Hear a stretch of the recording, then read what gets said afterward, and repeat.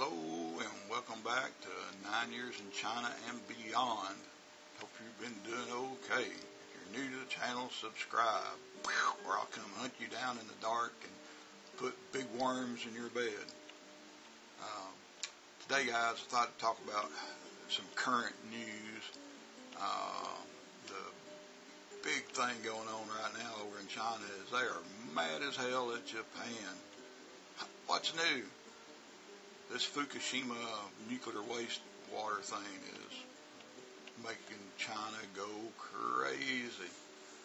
And it's perfect timing for Xi Jinping.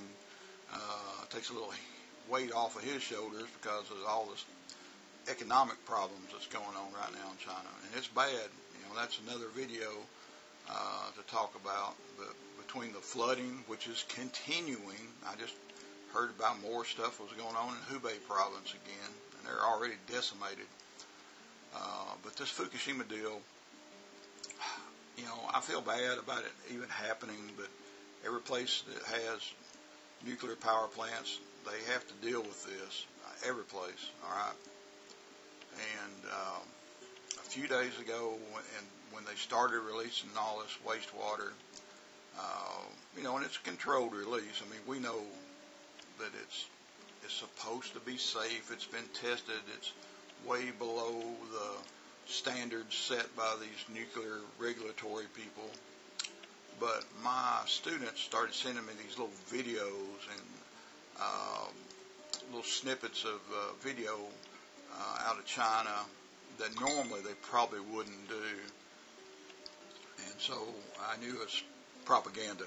You know, when you see lots of stuff invading the internet, as long as it favors the CCP, it favors what's going on in China, they're going to let it run. And China has no reason to do Japan any favors anyhow because of the past, and we'll touch on that here in just a second. But it come at a perfect time, and my students were asking me questions, what I knew, what I didn't know, and they were wanting my opinion on this. And then I told them, I said, well, you know, the water's tested, it's supposed to be safe, you know, don't worry too much. But again, it's not a good thing. So anyhow, I noticed a lot of the snippets had English, and you know, they're like interviewing English-speaking people, which I knew that was propaganda immediately, because if it's made only for China, you wouldn't see them talking to foreigners. All right. See, China has a way to take advantage of all these little events. But let's step back in history, something I saw, and I'll kind of give you an idea how CCP works. I don't know what you do know or don't know, but, you know, there is no we the people in that kind of government. It's all about me, the leader, me, the government. But in I think it's 2013, maybe 2014, I can't remember exactly, but there was a little thing going on between China and Japan then. And I saw this with my own eyes. It coincided with a little holiday, so they were going to make my city, they were going to make it news. Okay, there's a protest of some kind that was going on, and people were going to be marching through the city, and I was, any day that I wasn't working, I was in the city anyhow, you know, walking around with my camera. But on this particular day, guys, I hadn't made it up to the big main city square yet where I was wanting to get some video. I was walking a few blocks away from there, and I saw these vans, these trucks, not big trucks, like, you know, just regular like Econoline vans and some big cars, and they pulled up on the side of the road.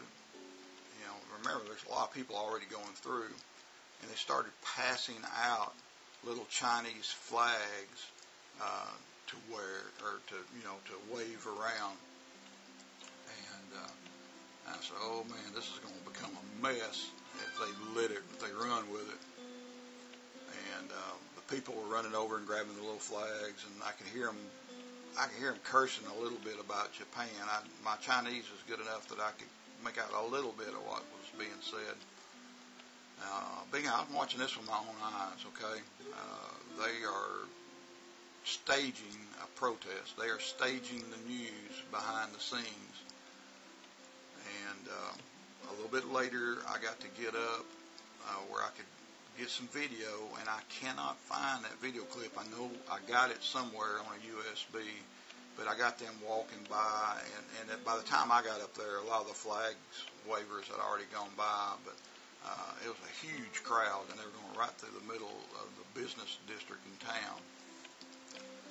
And so, and I understand that China has a reason not to like Japan, the government, especially because of what went on in the 30s. You know, in the late 30s, they had that invasion. They had the Nanjing massacre, and I've been to Nanjing many times, and I've been to that Nanjing massacre memorial place. It's gigantic, and it's well worth going to visit, even though it can be a little disturbing, some of the photos and things, but it's really, really good.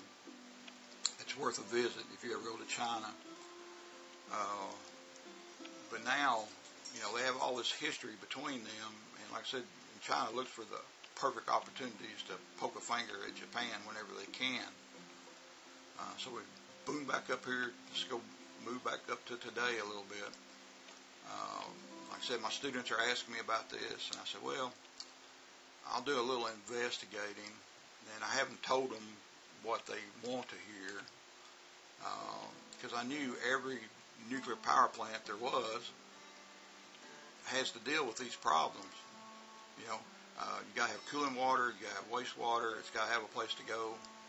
And sure enough, I found statistics going, I think, up to 2021. I haven't seen anything newer, but it showed enough.